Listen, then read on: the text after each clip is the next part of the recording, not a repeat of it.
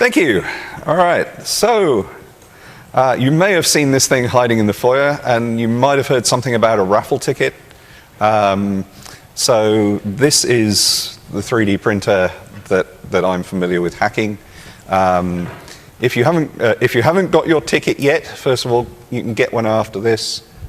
Secondly, we've decided that if any LCA delegates over the next month want to buy one of these things, we will donate 10% to cystic fibrosis. Okay? So it's something we make locally. We're big on local stuff. I mean, it's part of the open source concept, enabling people to do things locally. User maintainable. We do not agree with no user serviceable parts inside stickers at all. It's open all the way. It's open hardware, GPL v3. And we believe in people being able to upgrade it and hack it. So I spend a lot of time in the workshop hacking things. So that's what I do. And that's what my mum thinks I do. And this is what my wife thinks I do.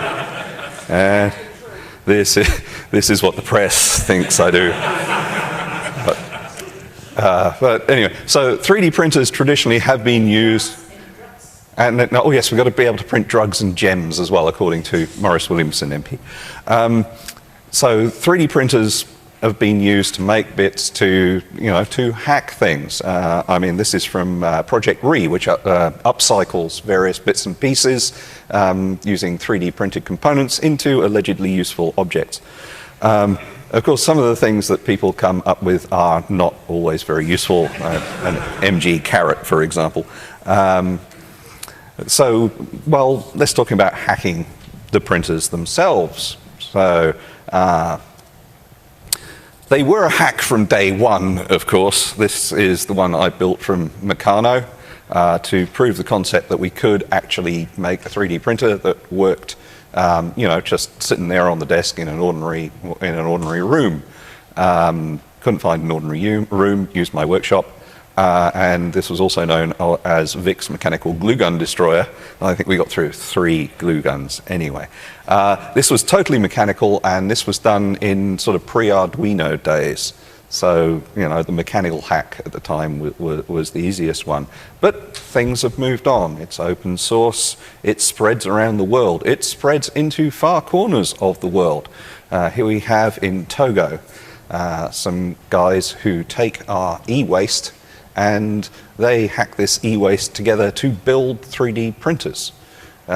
Which, of course, once you've built one 3D printer, you can make a whole load more of 3D printers with it, and so they can start propagating this technology across rather impoverished countries. And it's not just Togo, it's anywhere where there is a limitation on people getting hold of hardware. So, Palestine, Cuba, places like that. And it gives them a sort of local ability to scale up and fix things, which is really kind of cool. That's what we want to encourage. A little bit further along, close towards the Cape, we have Hans Fuchs, who, apologies if I pronounce that wrong, who's built this wonderful printer, and he's actually used a screw-driven feed to push plastic granules into the hot bit, rather than the plastic filament that you can see being pushed into those ones over there. It's not as accurate. You can't back it up, for example, to stop it dribbling and things. But it lays down a lot of plastic. It lays it down fairly quickly in really big, cheap, fast layers. And he has printed a lawnmower. It's a good one. Now, he actually printed it quite fast, so he's moving at 700 millimeters a minute. Typically, we move at 200 or 300 with that sort of scale thing. He's using a 2 millimeter layer height as opposed to about 0.2 millimeters for those. A 3 millimeter diameter nozzle as opposed to about 0.35. And he can print this lawnmower in 9 hours, which is a pretty impressive time. So, moving towards the other end of the scale, we have another open source project, the little RP, which uses a resin printer. So those are the ones that use some form of bright light source to polymerize a commercially made resin. And these are probably famous for being of higher resolution than the squirting little snail trails of plastic affairs. So 0.05 millimeter layer heights coming out of this thing, and it's done using one of those DLP projection or projectors, like we have a couple of up there, shining into this resin to photoset it. Can't quite make microelectronics yet, but I'll show you what 0.05 millimeters actually means. There's a match head. Closest one to the match head is 0.5 millimeters, furthest one away 0.1 millimeters. The layers being produced by the little RP are half that thickness. So we're starting to get down to some really handy resolutions, and you know, with a little bit more work on the substrate, maybe somebody will be able to make some decent electronics one day. I hope. So, speaking of conductive stuff, yes, they can do metal. This is a wonderful hack. Now, there's a configuration called a delta bot, where you basically have 3 arms coming down to the print head, all right? And you can see the 3 arms there. They are pointing up instead of normally pointing down and having the print head hanging around under it. And so his print head, as it were, is, for those of you who haven't recognized one of them, a MIG welder, right? Which is a welder that's so simple a monkey can use it, basically. You pull the trigger and wire comes down, it fuses, so you can use it pretty much like a print head, though getting the actual printed object off the base plate is a little more fraught than just chiseling it off with a palette knife. And it's not the sort of thing you're going to want to use in the living room. And for bonus points, you design it so that it doesn't drop sparks down into the electronics below. So, you know, there's a lot of hacking of 3D printers, printer designs themselves going on. But while people have been using 3D printers to make parts to support you know, their local requirements, their local artisans, hobbyists. We've got there the nice hot stuff is someone using 3D printers to print the cores for a mold. All right, so this core is printed in bioplastic, PLA, cased in plaster, and then baked till it's red hot, and all the plastic just evaporates and everything, and then they pour metal into the resulting hole. That particular one is the Venturi jet for a jet boat. We've got various jigs being made to hold things in places. So we're familiar with 3D printers being used to enhance tools locally, and that allows people to create a lot more, to create valuable products and compete with, say, farming things out to China and stuff. So what can you do when you start hacking your printer to do something else? Your hack doesn't need to be sophisticated to actually pull a good stunt off. Okay, so we've got a pen there. I've reinvented the plotter. Great. But that pen can be loaded with etch resist. It can be loaded with conductive paint. Load it with fire trail ink if you want. But you know, just doing a simple hack like that can achieve a good result. And well, you know, it's a hack. Hacks don't all have to be actually practical, do they? All right, this is not recommended by the New Zealand Heart Foundation. Just click home to celebrate the new year. All right. So let's sort of hack something. Here's the victim we're going to hack. This is a modified weight extruder, standard way of printing plastic on a lot of 3D printers, fitted with one of the hot ends that we make. Takes 3mm filament in through a hole in the top, squirts molten plastic out of the bottom. Arduino controlled stepper motors provide the muscle to do the job. The plastic filament is pulled through the system by you see that rough patch in the middle of the screen on the bolt. All right, that bearing, big shiny bearing at front, that's pushed up against the rough patch on the bolt. Plastic goes through the rough patch, it's pinched there, you turn the big gear around with the stepper motor and the plastic gets pushed out the bottom into the hot bit. Okay, it's a lot like the pinch wheel in a MIG welder, if you're familiar with MIG welders. So we can hack that. We'll use a smooth bolt instead of one with a rough patch. We'll drill a bigger hole down the middle of the thing, literally with a drill. And we put a piece of silicone tube down the middle. Now, if you picture a tube of toothpaste going into a mangle, all right, okay, now take the end off the toothpaste tube and try it again. As you turn the handle on your mangle, toothpaste tube goes in, toothpaste gets squirted out at the end. All right, same principle here. As that silicone tube gets pulled between the smooth axle and the pinch wheel, it squishes the liquid out of the tube. It comes out of the micro pipette, out of the pipette tip. That's actually a crimp ferrule that we just push into the end of it. Now, there's 400 steps per rev on that stepper motor. It's 3-to-1 reduction gear.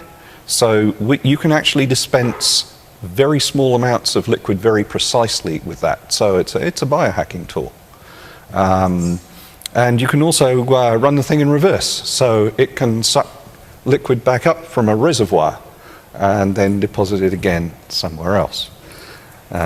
So yeah, what we've actually invented, of course, is a very, very simple peristaltic pump. Now, if you want to start pushing large amounts of liquids around your 3D printer, you want to use that sort of design. Of course, we're talking 3D printing, so you can 3D print one. Excellent. The problem is that kind of design requires a lot of torque, right? So you can get stepper motors with gearboxes on them to increase the torque. They tend to cost a bit. But again, it's 3D printing. So we can get really creative. We can actually put the peristaltic pump inside the gearbox. All right? That can actually only be assembled by 3D printing because you can't slide the gears through past one another. It's the only way you can actually make one of those. All right. 3D printers themselves tend to be made up from open source hardware. That thing's all Arduinos and ramps boards and everything, all totally open source. And because of the popularity of 3D printers and hobbyists, these sort of 3D printer parts are available from multiple vendors at reasonable price. So, I mean, you've got LCD controllers, you've got stepper motor controllers, you've got temperature sensors, you've got high current drivers, and all sorts of stuff. And it really just cries out to be hacked, doesn't it? So, I mean, you can go to real extremes. I mean, this guy has built an air hockey table from just using the stepper motors and controllers and everything to drive the air hockey table, and one of those was it the PS2 camera things to spot where everything's going, and that quite successfully humiliates puny humans at their favourite pastime. And you can do some nice hardware hacks. This is using a a CD and DVD drive mechanism to provide the movement of the axes, and hiding behind everything there's a little motorized syringe affair. Now, you familiar with Jello shots? Yeah? You make little jellies in glasses, usually using a high percentage of vodka or something like that. They're sort of found at maker parties. So what this is doing is it's using a hypodermic needle as a print head, and it's moving that needle around inside the Jello shot, and while it's doing that, it's putting food dye into the Jello. So, all right? So you can print things inside the Jello shot. All right? Yeah. Now, you know, I haven't got a thing about jelly. There are just so many cool things you can do with the jelly. This is some serious jelly. All right? Now, this is an extruder which is loaded with sugar glass. All right? It's great fun. It's on Wikipedia. You can download it and make it. And it's the stuff they make stunt glass out of, so when people hit one another over the head on the movies with glass bottles, it doesn't leave much real blood. So a chap called Jordan Miller from the Tissue Microfabrication Laboratory at Uni of Pennsylvania. He's a founding member of Hive 76, and he's also a RepRap core developer. Now, what he's done is quite clever. He's used a sugar glass extruder to make these little objects. Now, those little objects are then subsequently put inside agar jelly. You know, the nutrient stuff they use in biolabs, right? Now, that's sugar.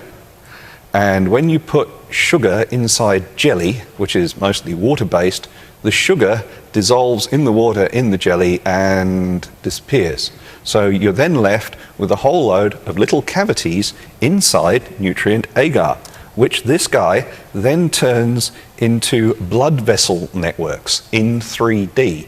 And that allows you to do a whole load of biological emulation, which much more closely resembles the way that things work in our bodies than does, say, stuff growing in a little 2D Petri dish.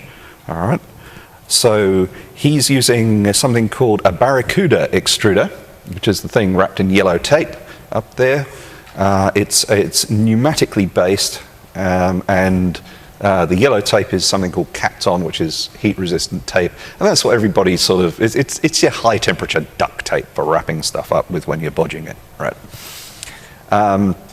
So it's pneumatically operated, it's filled up with sugar glass. Pressure causes sugar glass to go out. When there's no pressure, sugar glass is fairly thick stuff, so it doesn't dribble much.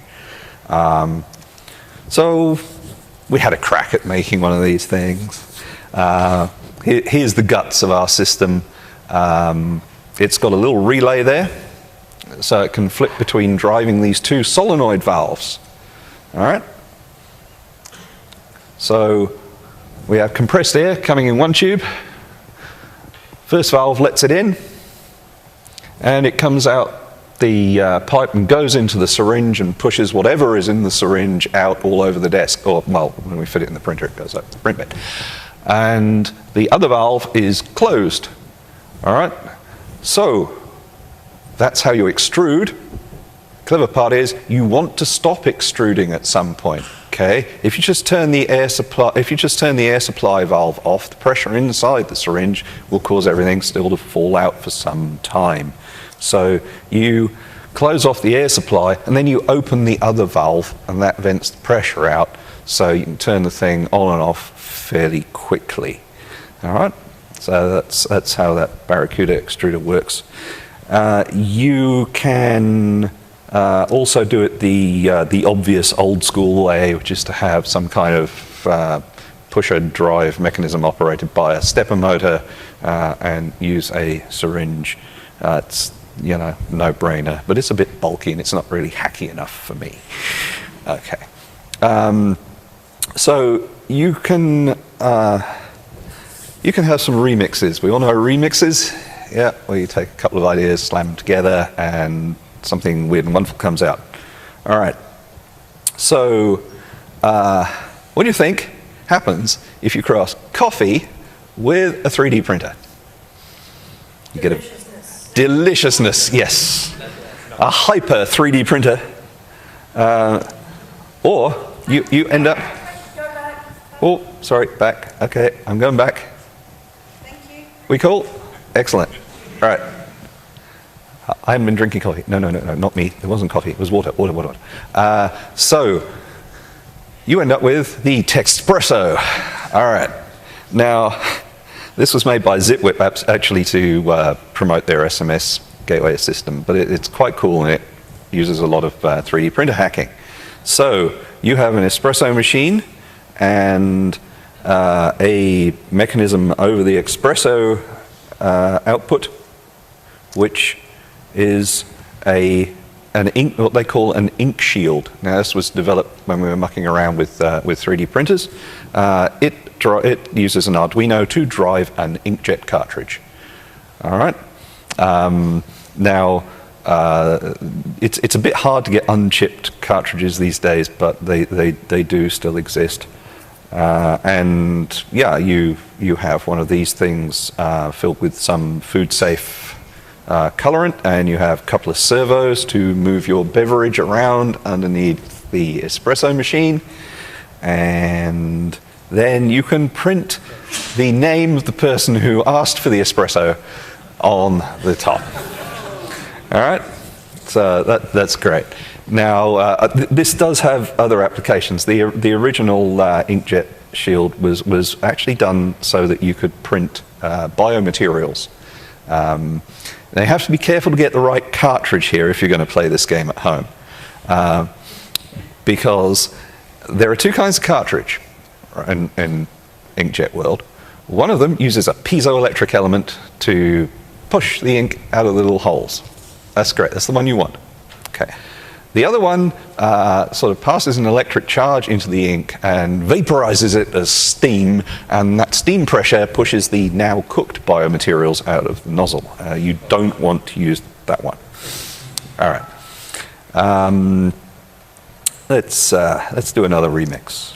Okay, a tattoo gun and a 3D printer. I think we can see what's going to happen here. No, yes, a dermal printer. Dermal print. It's a thermal printer. Oh, never mind. So this is by appropriate audiences. Yes, it is real.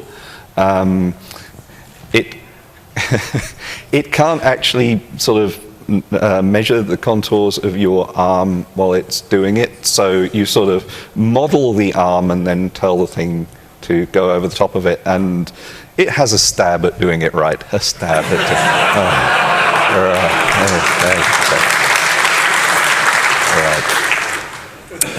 I got one of those, and I'm not putting my arm in that thing. Okay. Oh, what else can we have? Oh, a griddle and a 3D printer. This is sounding promising. Yep. So, bacon would be good, wouldn't it? No, but this one is almost as good as pancakes. All right. So we're having custom pancakes. This is the pancake bot.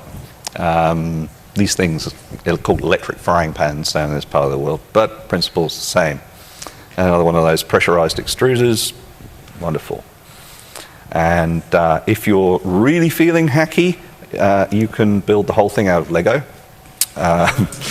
And then you can also build a Lego maple syrup dispenser to go by the side of it, which this guy has also done. Making me feel hungry. Okay, more food. All right, so we combine cold custard and a 3D printer. Any ideas for this one? No? Okay. Ice cream printer. Yeah.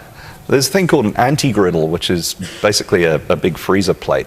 And you can sort of compile food on this freezer plate and serve tasty cold treats. And of course, cold custard is ice cream. So, yep, you can do that one. Oh, this one's going to make people wince a bit. Okay, another remix coming up. a vibrator and a 3D printer. Now what could this be?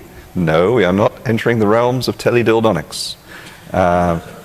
This is actually a powder printer. So you put your powder in the little funnel thing. You have 3 little vibrating motors from, like the phone that buzzes in your pocket, and right, yep. And when all the little motors buzz, it causes the powder to fall out the little hole in the bottom of the funnel, and you can draw around with it. It's kind of cool. Okay, so we've got a vibrator making lines of white powder. It's a bit sus, but the powder doesn't have to be foodstuffs. It's sugar there, but I mean it could be enamel, catalysts, whatever. They started off with 1 motor and discovered they needed 3 to make it work. Okay, this one was developed for New Zealand, so wool and a 3D printer. All right. Yeah, absolutely. What do you think we're going to get here? We're going to get 3D loom. All right. So this one actually puts a bit of sort of like hot glue on the outside of it, so that you can actually make it stay in a 3D shape as you weave it around the forms. All right. A toupee? I don't need a toupee. I have plenty of spare. Yeah. Okay. All right. So there's some people who may wish to do that as a dev project. So we start wondering when we push the right button. Next slide, please. Hello. And we start wondering why my machine's locked up. Come on. X is still there. Yes, okay. So, where to from here?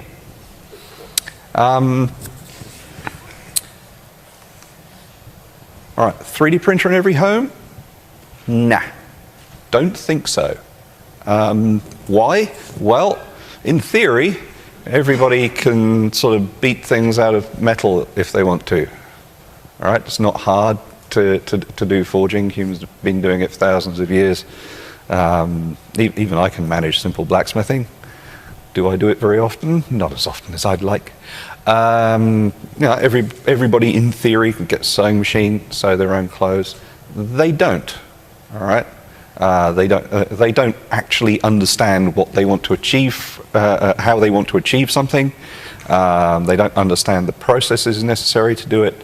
So they tend to basically get people who know what they're doing to actually do the job, because designing 3D stuff is actually quite hard.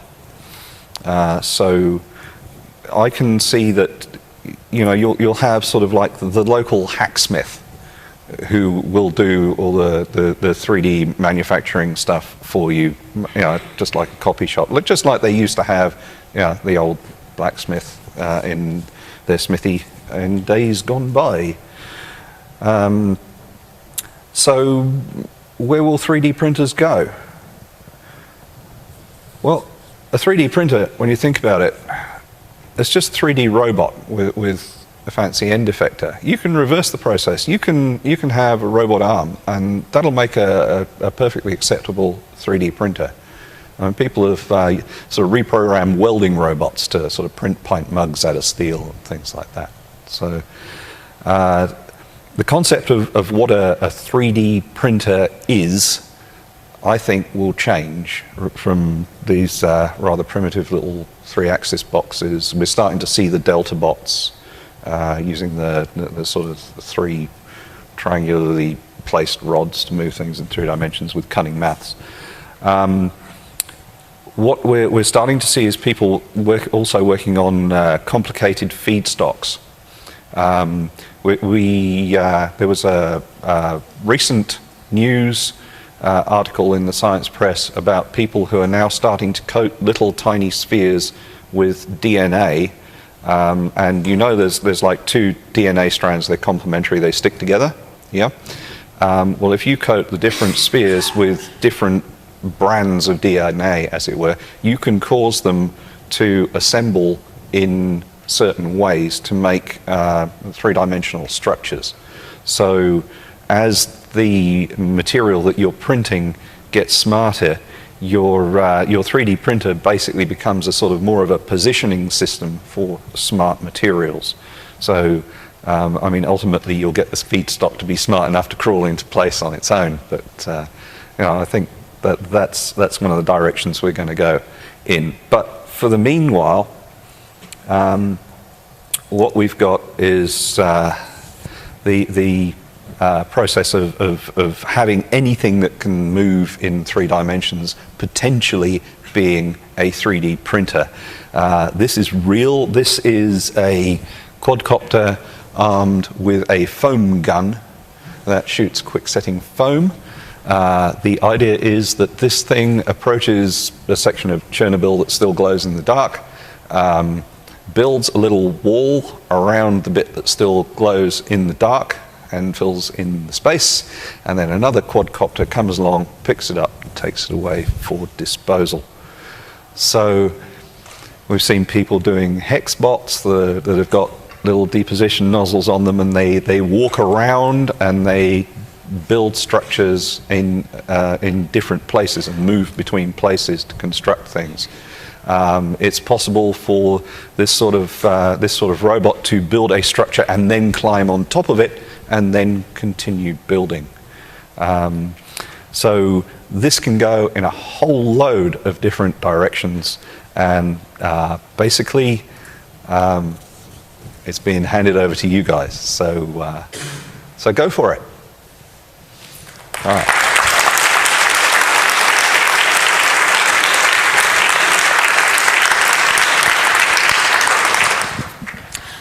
Vic, I saw some stuff in the news about 3D printers being used to print prosthetics and casts and things like that. Are they actually making things better, or are the rough casts that they do in orthopedics still better than the printed ones? Yeah, printing prosthetics and casts, it's a great application. The casts are handy because they sort of allow a lot of ventilation of say your arm. You know, it doesn't get sweaty and sticky under it. You can actually put your finger under there and scratch that itch, which I've done that before. It's yeah. The prosthetics, it's really useful. You see a lot of them done for small children. All right. Now, small children. I don't know how many of you have got small children. I had them long ago. Now they're helping run LinuxConf.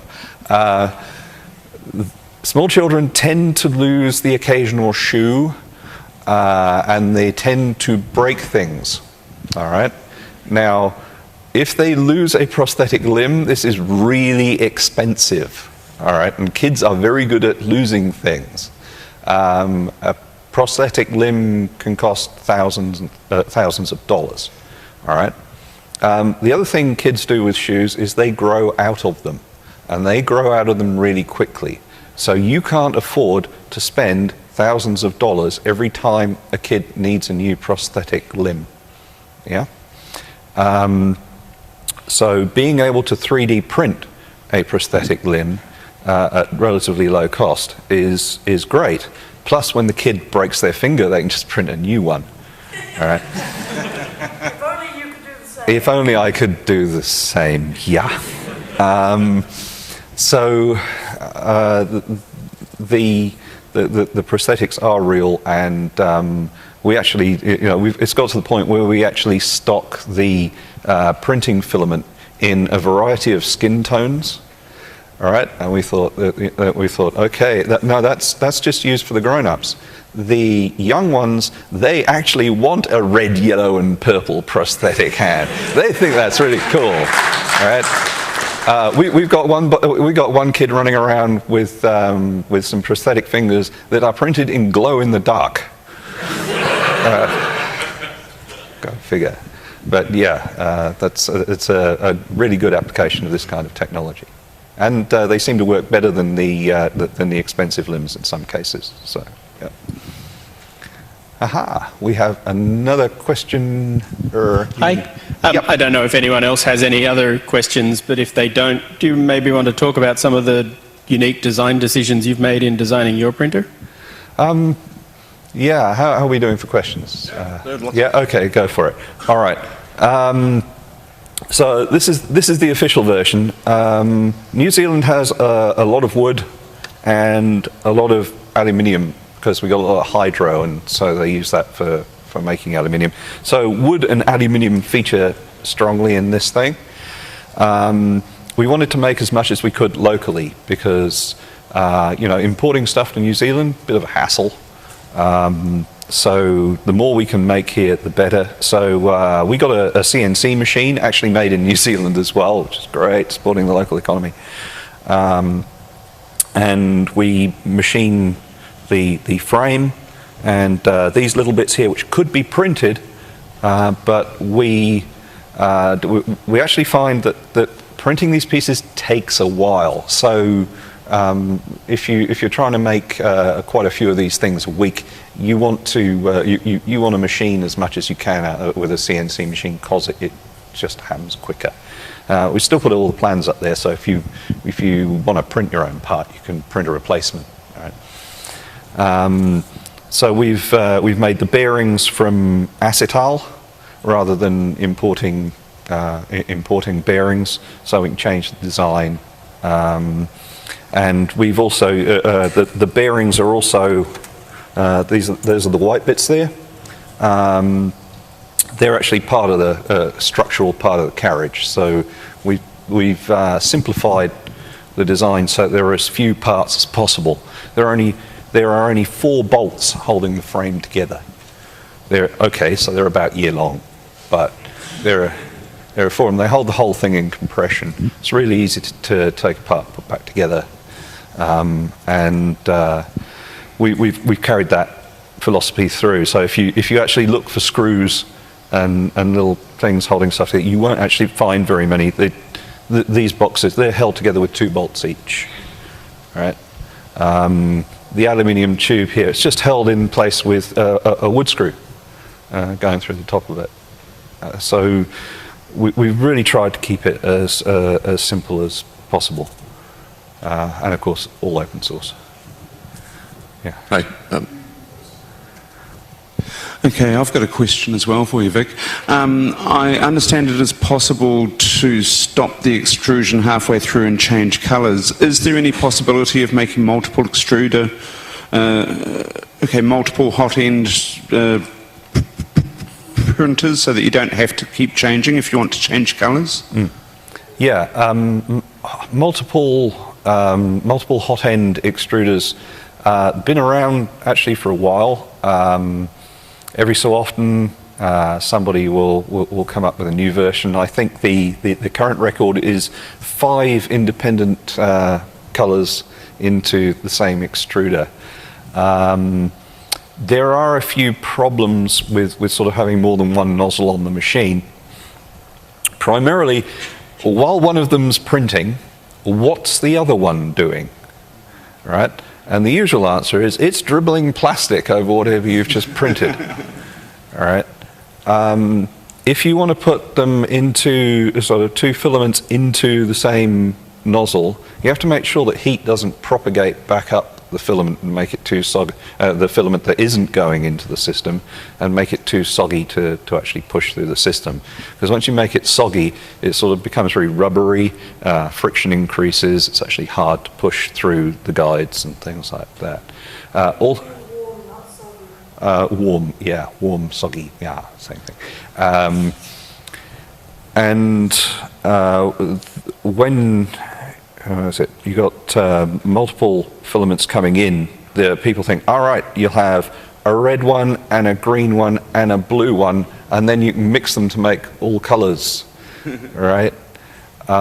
No, actually things don't tend to mix very well. It's a very viscous material in there. There's no turbulence to stir the colours up, so you push red, green and blue in. It's a very interesting effect. You get red over that side of the object, green over this side of the object, blue over that side of the object. And I'm doing mixing colours of light, not pigments, aren't I? So yeah, red, yellow and blue, yeah, cyan, magenta, and all that, yeah. And then you also discover that there are things like white. You can't mix colours to make white, so I need 4 input things. And then you discover that actually when you try and make black, it sort of comes out turd brown, so you actually want to put a black in there as well, all right? And then you realise that there are transparent filaments as well, so you end up with this sort of octopus thing in the middle, and it starts getting large and unwieldy. So really what you want to do is sort of, you remember that inkjet head thing? If you printed a layer of plastic, then you could go over it, print the colour on it, and stick the next layer on top. So there are other ways of achieving that effect. Yeah, over there. Hi. I dimly recall a few years ago there was a lot of work or a contest about sort of creating filament on the fly, making it from scrap plastic, something like that. What's the status quo on that sort of investigation? Making your own filament can be done, certainly. We have a filament production line. It's about 10 meters long. Right? Trying to do it on a desk, you're going to have to make a few compromises. Basically, it's going to go a lot slower. You have to cool the filament down after it's come out the extrusion machine. So if you run these things too fast, you just end up with a floppy noodle that does its own thing. Most people think, I have one of these machines, I can recycle my old printed objects. Okay, you don't want to do that. For starters, you've just maltreated the plastic by heating it up quite a lot and squirting it out. There is a limit to the number of times you can heat plastic up and squirt it out and reuse it. Secondly, when you've printed it out into the real world, it tends to acquire things like the paper tape you printed it out on, fluff, cat hair, that kind of thing. And when you put that into your hopper to make plastic filament come out again, you end up with plastic filament that has bits in it. And guaranteed, any bit in that filament is going to find that little hole in the end of your nozzle and clog it. All right? So you think, okay, I will get virgin plastic granules and I will put them into my filament machine. That's great. Have you ever tried buying just a few kilos of plastic granules? Right? It sort of comes in 800 kilo containers, right, which you probably wouldn't even get through the front door. And if you speak very nicely to the supplier, and they're used to supplying you, they may sell it to you in 25 kilo pre-packed bags, which are sealed in nitrogen to stop the granules absorbing water vapor. While it can be done, it is a lot of palaver. Now, that said, if you're in a part of the world where you haven't got anything else, go for it. All right? Yeah. So, how far can you scale that up? Can I buy one that's big enough so I can't get it through my door? Yeah, that's actually one of the limitations for the next size up this machine. We make one that's 400. These are 240 by 250 by 195. We do one that's 400 by 400 by 250. All right. Local industries use it for sort of printing those jet boat nozzles and things. The main factor on that one is the width of a standard doorway. Right, it's as big as we can make them and still get it through the door. It's also as big as we can make them and still get them into the back of my four-wheel drive, which is another issue. So yeah, they can be made big. There's a bit of work going on with suspended print heads. So you sort of have 3 guy wires coming into a suspended print head, and by shortening and lengthening the wires, you can make the head move around quite a large area. So yeah, you can scale things up in various interesting ways. Sorry? Print in buildings. Yeah, I think the Chinese have got one that does a 10-meter cube. They also have a 10 by 3 by 3 which does laser sintered titanium, and they use that to print the structure of their latest generation of jet fighters. So, any more? Or are we done? We're done.